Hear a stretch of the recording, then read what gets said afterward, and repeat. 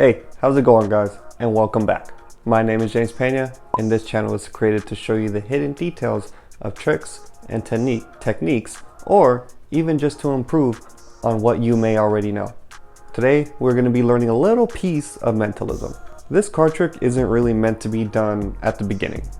It's more meant to do it more of like in the middle of a presentation or middle of a routine, or if you have a really good performance skills and pattern skills, you could actually end this great. As you read in today's title, it does require a little bit of math, but don't you worry, I suck at math too, and I've done this just fine, so I think you'll be okay too. So without further ado, let's get into today's tutorial.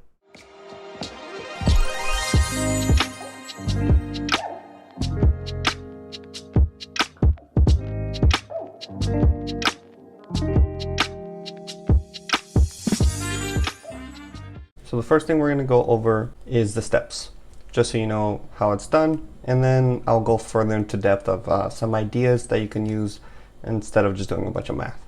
The first thing you want to do is pick out any three. It does not matter the suit, so long as it is a three. If I can find it, there you go. And then you just want to keep this, you are the only one who knows about this three. You take it out, look at it, and you put it down, and just leave it alone. After this, you can pretty much put the deck down. You really don't need it after here. I mean, you can, but I'll get more into that. Is have them either think or say out loud a number between 1 through 10. Once they pick a number, there's 4 things you got to do. So let's say they pick the number 2. The first thing you want to do is multiply it by 2. So 2 times 2, you now have 4. The second thing you want to do is add 2. So 4 plus 2 is 6. The third step is multiply it by 5. So 6 times 5 is 30. And the last thing you want to do is subtract it by 7. So that equals 23. So you've come to a grand total of 23. What does that mean? Well, that first number, 2, is the number they picked. And then the 3, you guessed it, is the card that's over here.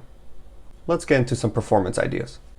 So the first thing you want to do for the first idea, instead of just pulling random numbers, pull it from somewhere. A good example is using that day's date. You could use that date if you're performing in February, if you're performing somewhere in the 20s, right? So the 21st of, I don't know, whatever month you're in.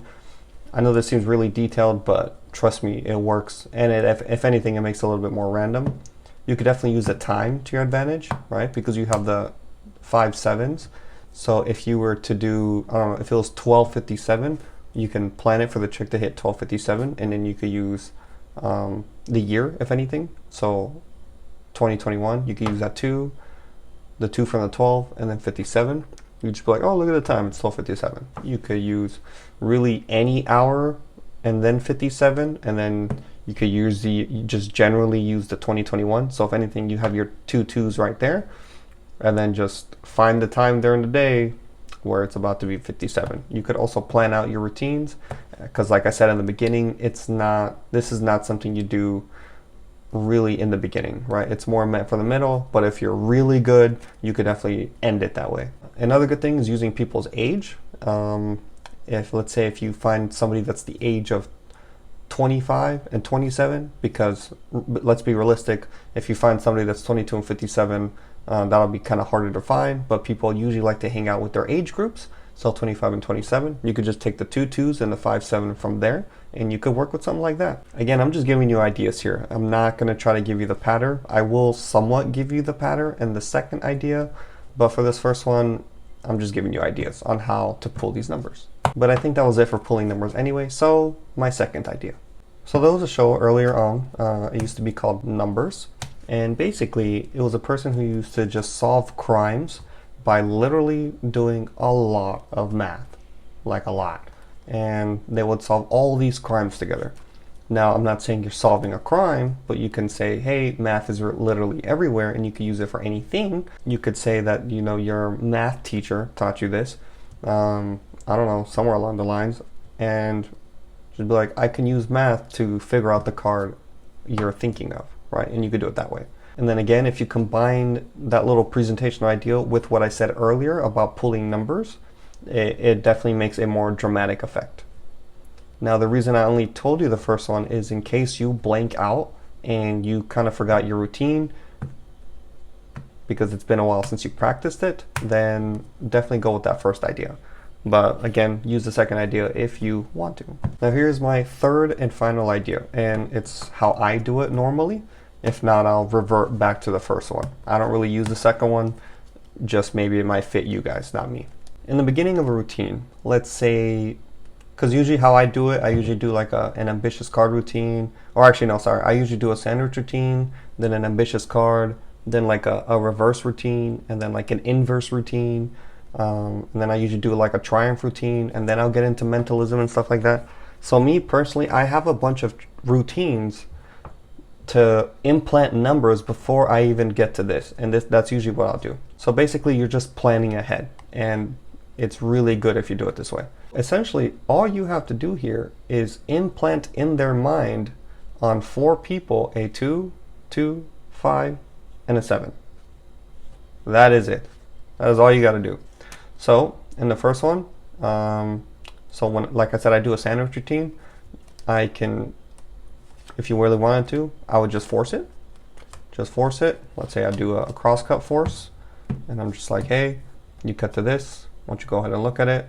Or it's just a sandwich routine. So I'll just have them put it face up. You can have them sign it. Does not matter. You don't have to sign away 4 cards. I usually sign away 2 cards usually every time I do like a pretty long running performance, and the first card is usually the one that gets signed. So you can have them sign this one, and then whenever you're done doing that routine, you can either keep it in deck or you can give it to them, and I'll explain why you can give it to them. So let's say you give it to them.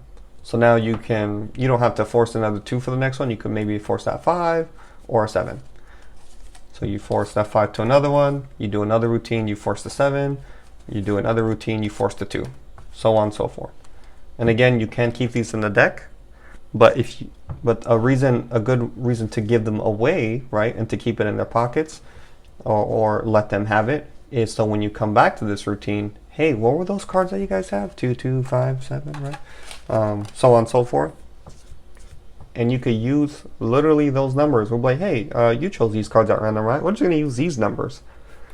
If you really wanted to kind of make it less inconspicuous, you can force other cards to other people, right, down the road that fell back there. I'll pick it up later, but let's say right there, right? So it's kind of commingled. And as long as you remember who picked these cards, you will be okay, right? And it seems even more random, right? Now that's a lot of giving away cards, but it works. Trust me. I've done it. I've only done this trick a few times.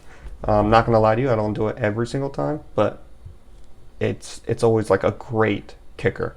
Now from here, you can either do an equivoque for, not for the numbers, but for what they want to do, either multiply, add, multiply, or subtract, right? So you can do the following. So what I like to do is I'll be like to, I don't know, 3 of these people. I'll leave that guy with this card. I'll ask these 3 people, these are people, and I'll be like, hey, I'm going to ask you guys, what would you guys do in this scenario? We're going to do a little bit of math, but I want you to be up to it. Right? Would you like to multiply, add, or subtract? Right? Let's say they say multiply. Okay, multiply. Would you like to add or subtract? They say, or not, sorry. Or yeah, add or subtract. And they say subtract, and then you're left with add. So now you use this person. We're going to be like, okay, let's make this random. We'll take you, sir, and we'll add your number to that number, right? And you had them pick. We're going to use 2 again. So let's say you had a random spectator pick 2. Hey, let's use you 2. Let's add 2 to whatever, and now you're left with 4. Okay. And then you only have to add once, so you don't have to worry about adding. Or multiply 2, sorry, and then you would add 2. You're like, okay, we'll add 2 again. Well, I don't know, who was multiplying? Oh, you were multiplying? I'm not gonna lie to you, kind of offbeat. I forgot who was who. I'm just demonstrating. Let's say, who said multiply? You want to multiply? What should we multiply? We should do 5, right? Let's do 5. Let's multiply by 5. And now you're at 30. And what were we left with? Subtracting? Let's just subtract your number. And you have 23. Now, if you really wanted to, after this, since you know what it is, you can be real dramatic about it. You can, if you want at this point, look at the spectator again, 23, right? And if you want, you can have like a 2 sitting on top of the deck, and then you can have them force that number again. Like, hey, you know what? I want you to take the card you cut to, 2, and then you, again, earlier, I forgot to take it out, but you have that card, and you have that 3, and then they're gonna be like, oh, what? And then you have it. I'm not really fully in performance mode. Again, I'm not usually the type to give away patter like that, because I'm not that I'm selfish, but it's more of you as a magician, you should be coming up with your own patter, right? And your own presentation and your own style, so it comes off more unique.